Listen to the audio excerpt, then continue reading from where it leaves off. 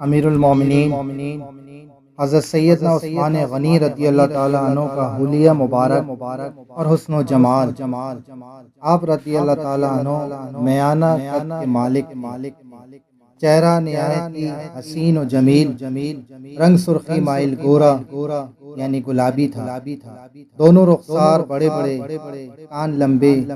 مبارک دانت نہایت ہی خوبصورت، سینہ مبارک چوڑا، دونوں کاندھوں کے درمیان فاصلہ ہونے کے ساتھ آپ رضی اللہ تعالیٰ عنہ کی پنڈلیاں مضبوط اور دیدہ زیب، جبکہ بازو مبارک قدرے لمبے تھے، سر اقدس پر گھنگریالی زلفیں نہایت ہی گھنی اور کانوں کے نیچے تک۔ امیر المومنین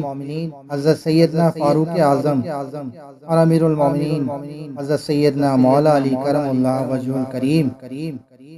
کی داڑھی مبارک کی طرح آپ رضی اللہ تعالیٰ عنہ کی داڑھی بھی گھنی تھی،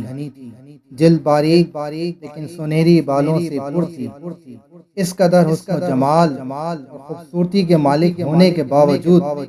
آپ رضی اللہ تعالیٰ عنہ شرم و حیا کے پیکر